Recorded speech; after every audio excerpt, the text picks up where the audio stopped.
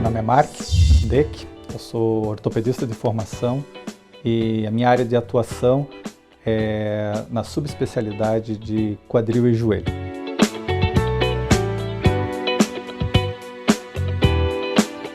Esse é um tema extremamente atual e é um problema considerado de saúde mundial. Por quê? Porque os pacientes idosos estão cada vez em maior número. E, na verdade, a população idosa cresce de uma maneira realmente assombrosa, por assim dizer. A nossa população, ela envelhece. E ela envelhecendo, diversos problemas começam a aparecer. Um dos quais são as quedas gerando lesões. Dessas lesões, as fraturas. Só para se ter uma ideia, uma das estatísticas que faz todos os médicos pensarem é de que 1 a cada 4 mulheres, após 65 anos de idade, vão sofrer uma queda e dessa queda uma fratura de fêmur. E essa fratura de fêmur, por sinal, vai precisar ser operada. Isso por si só já mostra a importância de se discutir esse tema dentro da sociedade.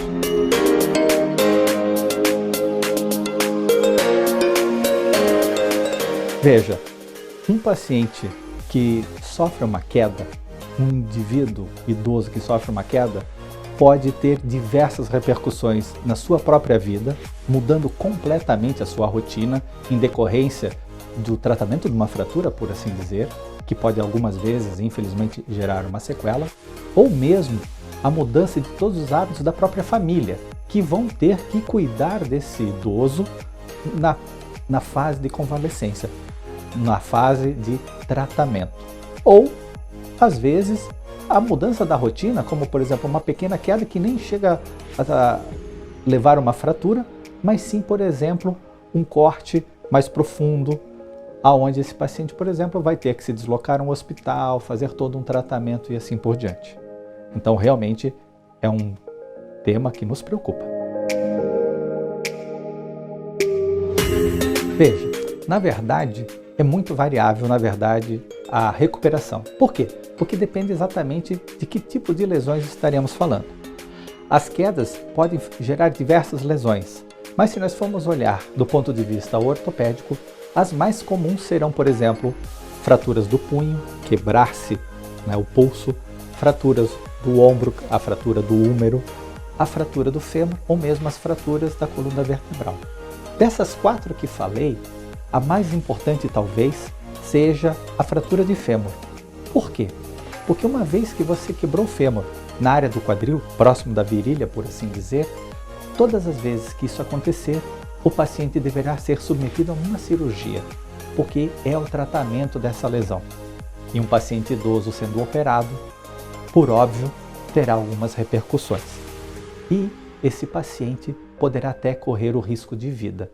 Daí, novamente, mostra a importância do tema, porque uma fratura de fêmur operada pode gerar até mesmo a morte. Veja, na verdade, não é a fratura em si ou a cirurgia que vão fazer com que o paciente possa morrer, mas sim uma descompensação de doenças que estavam ali, como que, por exemplo, adormecidas, compensadas, controladas pelo nosso próprio corpo. O evento da fratura faz com que essas doenças adormecidas, elas ressurjam, elas acordem e descompensem. Uma diabetes que era, por exemplo, extremamente compensada, ela pode se descompensar. Uma hipertensão pode levar, às vezes, a um ataque cardíaco ou a um derrame cerebral e assim por diante. Ou, numa situação, às vezes, ainda mais extrema, quando o paciente e a sua família dizem assim: eu não vou operar por nada. Temos que lembrar que uma vez que o osso está quebrado, ele dói muito. E ao doer, o paciente não quer se mexer. E se o paciente idoso fica acamado, sem se mexer, imóvel, ele vai começar a ter diversos problemas daquele paciente que fica por longo período acamado, como pneumonias, escaras, que são as feridas, tromboses e assim por diante. Então, o paciente deve ser operado para também minimizar esses riscos. Então, na verdade, não é todo idoso que vai correr esse risco, mas, na verdade, os idosos que vão ter associados outras situações, outras comorbidades, como chamamos, E daí, das comorbidades, as mais comuns são, por exemplo, a osteoporose, que é a descalcificação. O osso que fica enfraquecido, uma vez que ele é traumatizado através da queda, ele se fratura, ele se quebra com maior facilidade. Outros tipos de idosos, eles vão ter realmente um risco maior, como por exemplo, os idosos que têm problemas visuais, aí a catarata é um dos problemas. Por quê? Se o paciente não consegue enxergar bem, ele também vai sofrer um risco maior de quedas. Pessoas que têm muita artrose de joelho, porque eles vão andar com dificuldades, estando mais suscetíveis a quedas. Pessoas que, por exemplo, têm incontinência urinária, uma situação muito comum para as mulheres idosas, a perda de urina espontânea. Elas vão tentar se levantar à noite de uma maneira mais rápida e, em decorrência disso, elas podem sofrer também uma queda. Pessoas que têm pequenas arritmias cardíacas, a falha do batimento cardíaco por segundos pode fazer com que o sangue não chegue ao cérebro na mesma proporção e se tem um pequeno desmaio. Esse desmaio faz, obviamente, uma queda e daí temos as fraturas acontecendo. Então, o grupo de pacientes que está suscetível às quedas, ele é muito amplo, mas talvez a osteoporose, o déficit visual, por exemplo, outro exemplo aqui temos as vertigens, pessoas que têm o labirinto, como se chama, todos esses pacientes, eles devem ter um cuidado em especial para que tenham um bom equilíbrio e tenham a sua saúde controlada, evitando as quedas. Nem diga, principalmente na cidade de Curitiba. Para nós curitibanos que estamos aqui, geralmente, extremamente bem agasalhados e nosso dia a dia é dentro de ambientes fechados, não podemos nunca nos esquecer da exposição. Na verdade, não é tanto, meu amigo, ao quê? À luz solar, mas aos raios ultravioletas. Então, mesmo num dia que não tivermos sol, mas tivermos ele nublado, devemos nós fazer esse banho, vamos dizer assim, de sol, irmos ao ambiente externo para que tenhamos acesso aos raios ultravioleta. É esse raio ultravioleta que vai fazer com que a vitamina D seja absorvida da parte do nosso intestino e estômago para dentro da nossa corrente circulatória. E para isso não podemos estar assim tão bem vestidos. Temos que ter áreas do nosso corpo realmente expostas ao ambiente externo, como por exemplo a nossa nuca ou mesmo os nossos antebraços e mãos. Isso já será o suficiente. A recomendação é que se tenha essa exposição ao ambiente externo em torno de 15 a 25 minutos diariamente. Veja, podemos dividir entre os ambientes internos, ou os da casa, do nosso domicílio, e os ambientes externos. Mas a grande maioria das vezes, 2/3 de todas as quedas para os idosos vão acontecer dentro dos próprios lares destas pessoas. E se você me pergunta, dentro da casa, aonde é realmente a área de maior risco, é muito fácil definir. O quarto, o corredor que leva ao quarto, ao banheiro. Então, quarto, corredor e banheiro são com certeza as áreas de maior risco da nossa casa. Se formos falar dos ambientes externos, daí temos realmente uma gama de lugares, mas talvez um dos detalhes que deve ser colocado são as calçadas, tão polêmicas, calçadas irregulares, calçadas com desníveis, calçadas com degraus e assim por diante. Escadas, calçadas escorregadias, escadas que têm uma desproporção para que o idoso consiga trocar passos com tranquilidade, todas elas devem ser, obviamente, relembradas quando também formos falar de ambientes externos. Os cuidados que as pessoas devem ter em suas casas são múltiplos, mas podemos trazer alguns exemplos, como por exemplo, tapetes. Tapetes, infelizmente, fazem com que os idosos tropecem neles. Animais domésticos que podem cruzar, por exemplo, entre as pernas dessas pessoas. Também temos que ter cuidado com esses animais. Pisos escorregadios, pequenos degraus e, dentro do nosso banheiro, o uso de barras de segurança para que possibilitem o quê? Possibilitem apoio, suporte, equilíbrio a esses indivíduos. Essas são pequenas recomendações, mas na verdade existem diversas. Tanto que existem diversos programas, diversas recomendações, algumas conhecidas como Casa Amiga, Casa Segura, que são normas para o quê? Para se facilitar a vida dos idosos nesses ambientes, né? Situações de segurança que podem ser utilizadas de uma maneira simplista por qualquer indivíduo nas suas casas.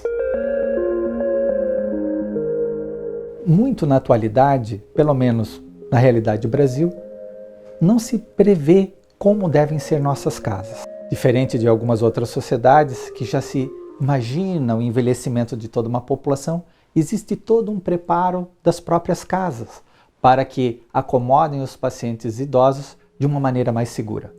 Então existe a Casa Segura, a Casa Amiga, que na verdade são o quê? Normas, são técnicas, são determinações que os arquitetos e os engenheiros desenvolvem para facilitar o quê? A construção de ambientes cada vez mais seguros e mais amigáveis aos idosos. Um exemplo clássico é, por exemplo, com que as portas desses domicílios tenham uma largura que permita, por exemplo, uma cadeira de rodas passar. Ou mesmo que a porta do banheiro, em vez dela abrir para dentro, ela abra ao inverso, para o lado externo, para o lado de fora. Porque se um idoso cai dentro do banheiro e a porta está fechada, você não consegue entrar para resgatar esta pessoa.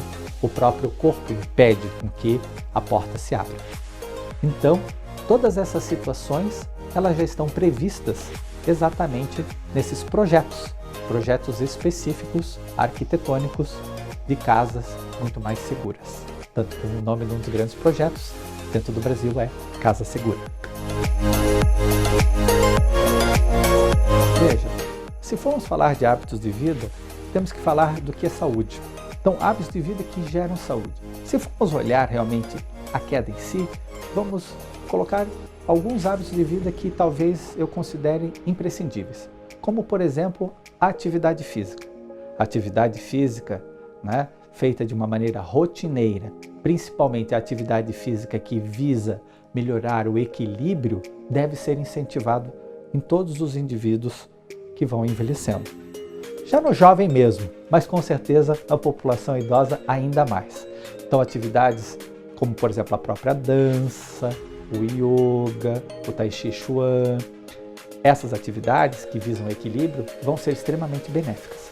Outro tipo de atividade que é extremamente benéfica para essas pessoas, que vai ajudar na osteoporose, na descalcificação, são as atividades físicas que fazem o reforço da musculatura. Então, a hidroginástica, a musculação, vão ser atividades que com certeza vão trazer um grande benefício para todos eles. Outro tipo de bom hábito de vida é a boa alimentação. A boa alimentação não vai prevenir a queda, mas a boa alimentação vai prevenir o quê? A osteoporose. Então, alimentos ricos em cálcio, ricos em vitamina D, com certeza vão nos ajudar em tudo isso. Veja, cientificamente falando, a bengala, ela realmente ajuda a prevenir quedas. E além de prevenir quedas, ela traz uma segurança para muitos pacientes. Infelizmente, dentro da sociedade brasileira, assim como outras sociedades, a bengala, ela não é bem aceita por um grande número de pessoas. E daí nós temos realmente que ultrapassar alguns mitos, como por exemplo, um jargão que é muito usado para os idosos. Toda vez que eu usar uma bengala, isso significa que eu estou inválido. É assim que muitas pessoas pensam. E com certeza nós temos que ultrapassar essa situação. A bengala é muito tradicional o seu uso, principalmente em outras sociedades, né? Que não trazem realmente a pecha daquele, como você fala, aquele instrumento, daquele utensílio, de uma maneira negativa. Temos que mudar sim esse mito da bengala. Vamos fazer com que ela seja realmente um utensílio que simbolize a prevenção, porque com certeza é muito mais fácil prevenirmos do que remediarmos grandes lesões que podem acontecer para a população de idosos, pessoas, nossos entes queridos que tanto amamos e temos um amor, um carinho especial.